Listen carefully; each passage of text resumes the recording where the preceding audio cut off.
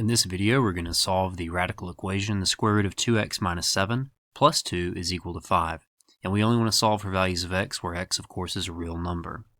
So just like with absolute value equations, the first thing we want to do with a radical equation is get the term with the square root by itself on one side of the equal sign. So to accomplish this, we're going to subtract 2 from both sides for this particular problem. And that's going to do it. That's going to give us the square root of 2x minus 7, the square root term completely by itself on the left-hand side. 5 minus 2 is going to leave us with 3 on the right-hand side. So now that we've isolated the square root term and we've verified that it's not equal to a negative number, in which case the answer would be no solution, now we can go about solving this problem. So to get rid of the square root, we're going to square both sides of the equation. Because if you square a square root, those are inverse functions, they defeat each other, and this can just leave us with, on the left-hand side, 2x minus 7. And on the right-hand side, 3 times 3 is going to give us 9.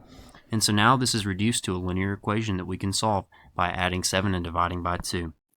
So in an effort to get x by itself, we're going to add 7 to both sides. That's going to give us 2x is equal to 16. And then we're going to divide both sides by 2. And that is going to give us x is equal to 8.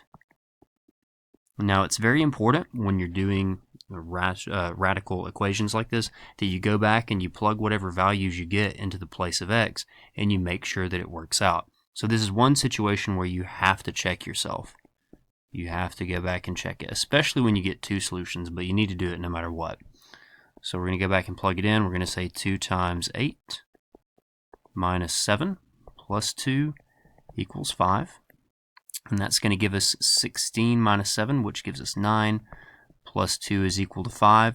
And the reason you have to go back and check this is because when we take the square root of 9, we only want to take the positive value.